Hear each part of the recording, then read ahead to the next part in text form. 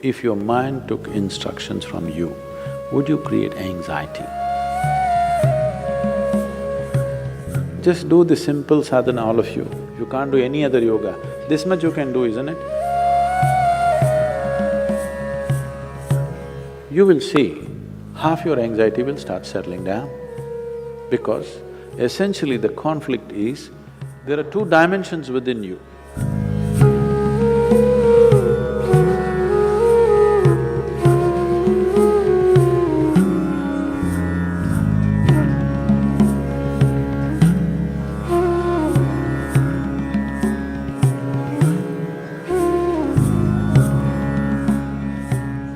If your mind took instructions from you, would you create anxiety? No. So don't look for answers elsewhere, elsewhere, elsewhere. It is just that your own physiology and your psychological patterns not taking instructions from you. So you said so many things, I try, whatever these big words are floating all over California particularly, about surrendering to it, about letting it go, about… Not for one person has such a thing worked, ever. Has it, I'm asking you? You have anxiety, try to let it go. Does it go? Even a damn flu doesn't go. Yes or no? Even a simple cold does not go, you say go, does it go? So, let's not get into this fanciful states of surrendering, these are all words thrown around. Nobody knows what is surrender. Because when it happens, you will not know it has happened. You can't do it, I surrendered. How's that possible? So, leaving those things, essentially, as I said, you have not read the user's manual of how this works. We need to pay attention to this. The system is made in such a way, if you hold your hand like this, it'll work one way. If you do like this, it'll work another way. If you do like that, it'll work another way. It's a phenomenal process. If it was a simple thing, we could have just beaten it into shape with hammer and anvil, okay? It's too sophisticated. It's a phenomenally complex machine. One needs to pay a certain level of attention to be able to use it for what it is designed for. Otherwise, it'll get itself messed up. Now, there may be many factors, there may be genetic factors, there may be sociological factors, there may be growing up issues, various things. But do not ascribe your problems to any of those things. The important thing is just this, you are not able to have your mind the way you want it. That's the only problem you have, isn't it? The moment you ascribe it, I'm like this because my father was like that, I'm like this because my grandfather's genetics were not okay, you're finished. Because we can't change those guys now. Yes? You can't choose a different father or a different grandfather now, it's over. But you can transform this. You must understand, still it doesn't matter you have anxiety disorder. Still, if you put a piece of carrot, there is an intelligence here which can transform a carrot into a human being. That means every day a new body is being manufactured within you, isn't it? In parts, a new human being is manufactured every day. When the very source of creation is functioning within you and a new human being is constantly being created, if you take little charge of that, you can create an entire new physiological and psychological process. This happened to us some time ago. Last year, we were trekking in Tibet. I was in a tent, I was doing some work and another person was cutting an apple. One of these porcelain knives these days. So the other person around says to this person, "It's a very sharp knife, be careful." It irritates me a bit. I look like this because he's a grown man. If it's a child, it's different. Then we have to watch how he uses the knife. It's a full-grown man. And a knife is supposed to be sharp. If it's not sharp, why do you call it a knife? So I ignored it and continued to work. In another 2 minutes, she says again, "It's a very sharp knife, be careful."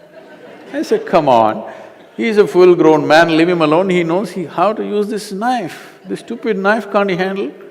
It's not some earth-moving machinery or spacecraft or something that he doesn't know how to handle.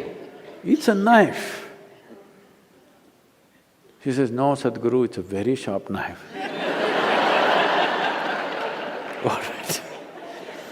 And I continue what I'm doing. In another 2 minutes, she whispers to him, "Please be careful, very sharp." And in another 2 minutes, he cuts his finger. Then I give up, okay. This is all that's happening. This is all that's happening with life. You have an intellect for which you don't have a stable enough platform. Or in other words, you have a sharp knife, a very sharp knife a very sharp knife in your hand, but your hand is not steady. Please see, it's your own mind which is causing all this pain, isn't it? Yes or no? So you have a very sharp knife, the sharper it is, the more you cut yourself. So we don't have to blunt the knife, we just have to have a steady hand, isn't it? Nothing has been done about that.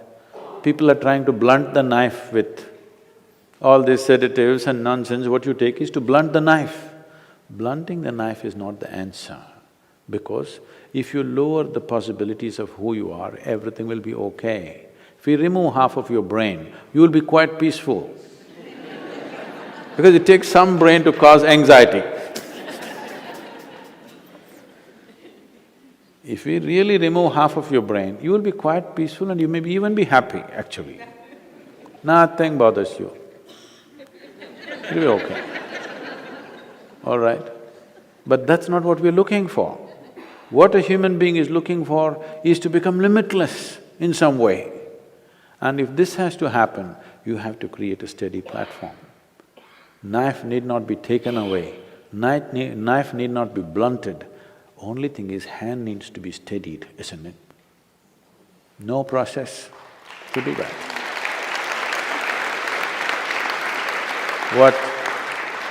What inner engineering means, what yoga means is just this. When I say yoga, being in California, don't imagine all those impossible postures. Yoga does not mean postures, yoga means union, okay? The word yoga literally means union. This is the first form of union. Your right and left. This is called as Pingala and Ida in yoga, the masculine and the feminine within you. Just put it together, just do the simple sadhana, all of you. If you can't do any other yoga, this much you can do, isn't it? What you do is something that concerns your life. It could be the sun coming up. Sun is coming up. Without sun coming up, you wouldn't exist on this planet, isn't it? The warmth of life is going on within you only because the sun comes up. Without the tree exhaling oxygen and you exhaling in carbon dioxide for it and this exchange happening, you wouldn't be alive, isn't it? Like this, look at it, the food that you eat, the sun, the earth that you walk upon, air that you breathe, water that you drink, people who live around you, whatever, you choose anyone. Just do this, put your right and left together perfectly, not like this, not like this, perfectly, okay? Just look at something that really matters to you. Maybe the sun, maybe the sky, maybe the cloud, maybe a tree, maybe a person, maybe a child, an animal, it doesn't matter what. Just look at it, putting your hands together for 10-12 minutes at a stretch. You will see half your anxiety will start settling down. Because essentially the conflict is, there are two dimensions within you. I don't want to go into an elaborate description of this, because the yogic physiology goes elaborately into this. But to put it simply, even in modern medical science is telling you there's a right brain and a left brain, all right? Just put these two things together look at with utmost love and appreciation towards something that matters to you. It could be your wife, it could be your husband, it could be your child, a tree, a dog, sky, sun, moon, whatever. Every one of them are vital for your life, isn't it so? Yes? Whatever you can relate to. Putting these two things together, just look at them with utmost pleasantness that you can generate, recognizing how important they are for you. Many things will change. This is the first form of yoga. If I do this, it'll become difficult. And there are many ways to do namaskar, like this, like that, like that. This is the most simple thing. Start here, okay